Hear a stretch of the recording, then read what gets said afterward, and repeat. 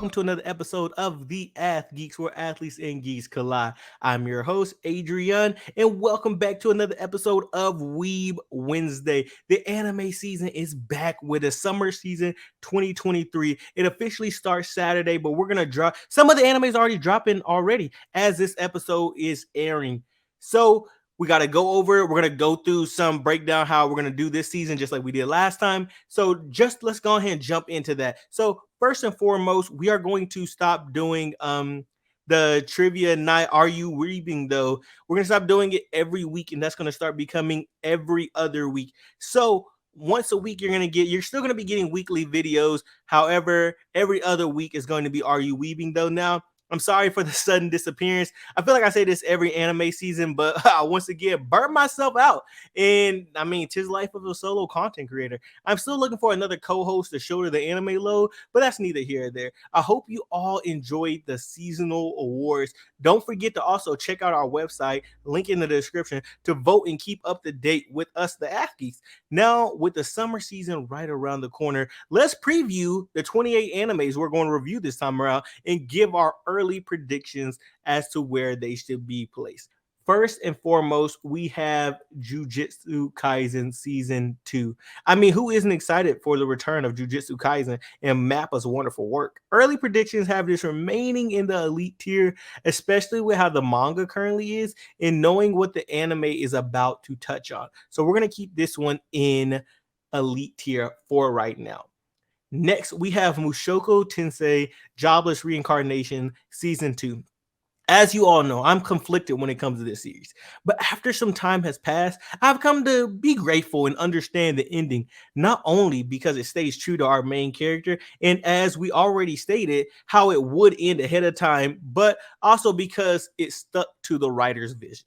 This was my very first manga and the first story I completed, so it will always hold a special place for me, and I'm going to watch it this time around. Originally, I refused to watch it, but now I can't wait, especially after the reviews like season one got. This one will stay in elite tier, and I always knew it should be in elite tier. It's just reading the manga and reading the light novel, I was upset with the way it was going, so I didn't give the anime the love, and I punished the anime for things later on in the story. However, early on, this is a wonderful work, and like I said before, this is going to stay in elite tier. Next is Horimiya, The Missing Pieces. This seems to be similar to the ranking of the King series, where we got this past season, where it shows scenes that were missed in between the original series. I am looking forward to see these stories that weren't originally adapted to the anime series. However, I do wish they gave the timestamps so that we, the viewers, could watch this while rewatching the original series, filling in the blanks. I feel this is automatically goes in the average tiers just because it's not a continuation or a new adaptation, but rather just filling in the, as it says, the missing pieces. Next, we have Masamune Kun's Revenge. This the second series of the sad to Chad main character who is on his path to revenge against his childhood crush. It's been a little over a half a decade since season one. I remember the general concept of this one, but I will probably rewatch the last couple episodes of season one to remind myself. We follow our main character, Masamune, who was rejected by his childhood crush. Instead of sulking, he begins working out, training both his body and his mind to turn himself into a Chad that no woman would ever reject. He is now determined to make his childhood crush fall in love with him so that he can break her heart to get revenge. However, over the journey, he begins to sway and lose track of his revenge. He also gains a multitude of other love interests. Will he achieve his revenge? Will he end up with another one of the other waifu options? Or will he end up with the Ice Princess who broke his heart long ago? I am predicting this goes in the average tier as well. I don't see this going higher than that, even in the best case scenario. Next, we have Bleach, A Thousand Year Blood War. The separation, continuing the 1,000 Year Blood War from last year. Correct me if I'm wrong in the comment section, but if I recall correctly, this is supposed to be the 4-part series, and this is part 2 of that. Not much to say past the fact that we knew that this was a long arc, and it appears the anime isn't cutting out too much or of it, which is always ideal. I will have time to make I will have to make time to catch up to this one because nostalgia aside, I was too caught up in the other series for this season to give it my full attention. So I'm rewatching the first few episodes now before the summer kicks off. Next, we have the girl I like forgot her glasses. I think I'm gonna start clicking in again. I'm sorry, I wasn't clicking in originally. The girl I like forgot her glasses. Our first new season of the first new anime of the season, a slice of life romance story covering a shy middle school boy named Kimura who is crushing on his classmate who sits next to him. The girl forgets her glasses, and our main character tries his best to help her. Now, on a surface level, this seems to be a cute school like life story of a middle school couple. I am assuming there will be traces of Skip and Loafer, and what I mean by that is that the category for this series is romantic subtext, not romance. So there's always a chance that it appears as a platonic relationship, but we all know there's something there. All in all, I think this one will also go in average tier, but we never know. But I'm gonna start it off in the average tier. So when it comes to the reign of the seven Spellblades, we follow seven students, all from different backgrounds, as they begin their first year at Kimberly Magic Academy. Dark seekers and endless danger lurk behind every corner. This sounds like an intriguing fantasy that I'm predicting lands an above average and will probably make some noise this season. So be on the lookout for Reign of Seven Spellblades, especially if you're an action or fantasy lover.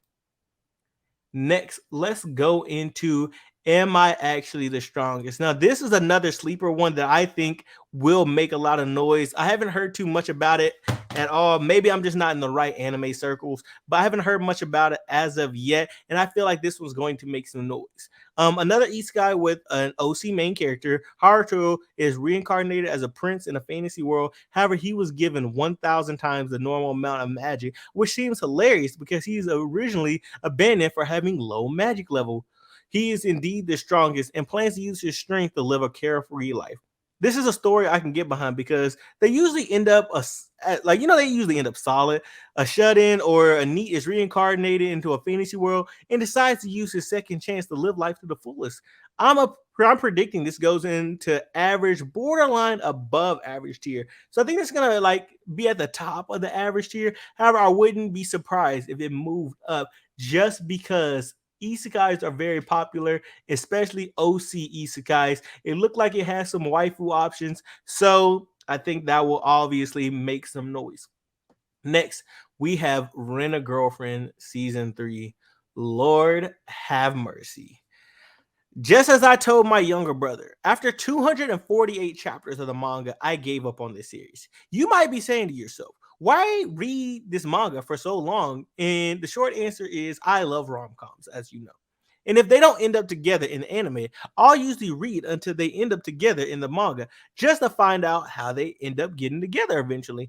And after 248 chapters, they are still not together. And I gave up. What does that mean for the anime? Unless they cut some content, I'm sorry to say, we will still be watching our boy simping, paying for dates, and chasing a girl when he has other options that wouldn't make him work as hard. This is going to be locked in as average, and I feel sorry for our boy. As you see, we have lots of waifu options. We have lots of waifu options. However, he is stuck on the waifu of his choice. And like many weebs and otakus everywhere, once you find a waifu, you stick to your waifu. And I gotta respect the hustle and I gotta respect the dedication. However, at some point you have to move on. 248 chapters, and you're still simping for her, and you're still not making no progress, or you're making progress but not really making progress. It's just too much. It's too much. Next, we're gonna go to Zom 100 Bucket List of the Dead. Now, this is another one I can't wait for it. After spending years in an awful work environment that not only drained him mentally but physically as well, as life is like seeming to pile up on like the zombie apocalypse happens, and our main character comes to a realization he no longer has to go to work. This man is crazy. He decides to start a bucket list and live life to the fullest now that he is free from his job. That is looking to be hilarious. And I can't wait for this one. Probably staying in the average tier, depending on the comedy, though, it might move up. Imagine like this just looks hilarious. Like look at the cover art here. You can't tell me this doesn't look hilarious. A zombie apocalypse, and he's like, "Hey, the girl of my dreams, shoot my shot. If I want to go do this, I'm gonna go do this. Climbing mountains, doing whatever, everything that's on my bucket list. I always said I want to do, but I don't think I will be able to do. Let's get it done. Let's get it done." So I can't. That one seems hilarious, and I can't wait for that one. Next up is Liar Liar, a rom-com and game style anime. Sign me up. Students battle in a variety of games, competing for the title of 7 star. After defeating the previous champion, our main character must keep using bluffs and trickery to stay on top. As amazing as this sounds, objectively speaking, this will probably end up in the average tier. But look at this. Look at this. If No Game No Life was a rom-com, sounds amazing. Hero Classroom. Our first ecchi harem of the season. Our mysterious main character, a carefree transfer student, just wants to live a normal, ordinary life and make lots of friends. We follow his classmates' journeys to unravel Blade mysterious history in their journey toward becoming heroes. I see that as being like a solid anime, a solid average anime. Seems like a pretty simple story. You have like I said, the main character sit there, wants to live a nice life. You know he's overpowered, so he really can't live a nice life. He has waifus everywhere, harem style, as they said. Like I said, first ecchi harem. You know, it's gonna have this fan service. It's gonna have good things out there, but I think this overall is gonna stick in the average tier. Next, we have My Dreamy Realist. The more rom-coms, the merrier, in my opinion. In this one, our main character is deeply in love with his classmate, but he has some self-esteem issues to work through because even though she is also in love with our main character, he begins to separate himself from her due to believing he isn't good enough to even stand by her side. But remember, she is in love with him too. So what like she gains this impression that he hates her. This is a story of two lovers who are under the impression their feelings aren't returned. Another average anime that I can't wait to view. There's nothing wrong with being average. Next, we have My Unique Skill Makes Me OP even at level 1. So, in regards to this one, the strongest, weakest main character this season, our main character is isekai into a dungeon in an unfamiliar world. Only problem is his stats, both physically and magically, are rank F. Except he has a rank S drop skill, the most powerful unique skill there is. I believe this one also will fall in the average tier, but I feel like even though it's not a comedy, this one will have a lot of hilarious moments without trying to be funny. And I feel like it'll be entertaining even though it is average. But I do feel like if you like fantasies, you like isekais, you like reincarnation style ones, and you want a different one, a unique taste, a different one from just being already overpowered, then I would definitely try My Unique Skill Makes Me OP even at level 1. Next, we have another rom-com, My Tiny Senpai. Our first rom-com, too, that takes place outside of the school environment, this time being in the work environment. Pretty basic premise. Our main character begins working at his new job, and as he's trying to find his footing, his senpai coworker takes him under her wing to show him the ropes. As one could guess, our main character begins, you know, gaining feelings for her, showing, interest in her, hoping that this relationship can turn into more. Another solid anime that's going to go in the average tier, but again, there's nothing wrong with being average. Next, we're going to go to Saint Cecilia and Pastor Lawrence. With so many romance animes, I know Sai from Dad's Anime Stash and Simping from Senpais is ecstatic. A pastor and a saint. What a pair. A pastor that dotes on a sister and a sister that secretly crushes on the pastor. While the pastor remains oblivious, whether on purpose or not, remains to be seen, but this one seems to be intriguing. I will start this one in the average as well. Next is The Duke of Death and His Maid. What do you know? Another rom com. This one will require a bit of binging for me because I believe this is before I was doing the seasonal updates. Either that or this is one I skipped. Anyways, this is somebody we have a curse like someone who is cursed by a witch as a child. Our main character, our young Duke, he unalives any creature he comes in contact with. His maid constantly tries to seduce him, bordering sexual harassment. Seeing how we already see that there's a season two and both came out during the summer, I would like to assume that this one will be enjoyable. However, I will start this in average as well, but I can't wait to start this one and try to catch back up with it. Next, we have my favorite, and I know y'all's favorite, the one that's been looked into the most, the one that everybody's been looking forward to. Reborn as the vending machine, I now wonder the dungeon. The future of this fantasy world is in the hands of a vending machine.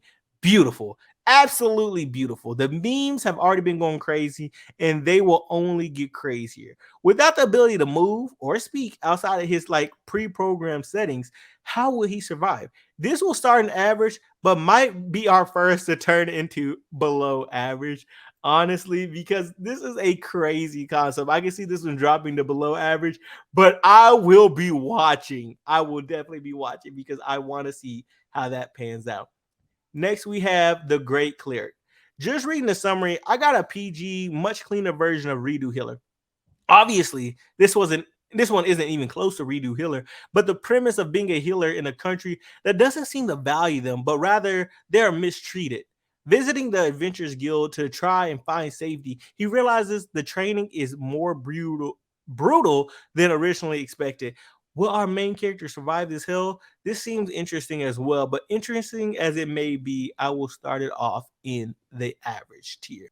The most heretical last boss queen from villainous to savior. Isekai and romance, only thing better than that is a sports romance. Our main character is a reincarnate, destined to become the final boss of an Otami game. However, she decides to use her boss powers and pull as the Wicked Queen to try and save the game's love interest as well as everyone else. Wicked Queen turned savior. I love me a good Otami game and will be watching this one closely. But as many do, this one will start in the average tier. Next, we have My Happy Marriage.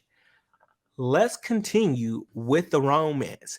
Forced into a life of servitude by her abusive stepmother on her Cinderella stuff, our main character finally reaches the age of marriage and is forced into one with a commander known to be cold and cruel to the point that his previous brides to bees all ran away in fear. Succumbing to her fate, she marries the commander.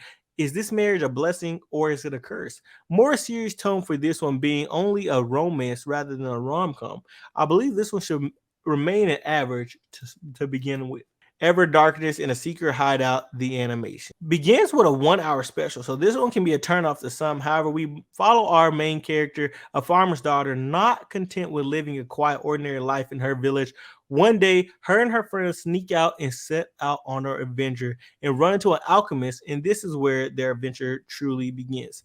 Average tier to start off with because it seems like it could be interesting, but honestly, I don't see this one making too much noise. I think it'll be like a cool one to watch for like one of the.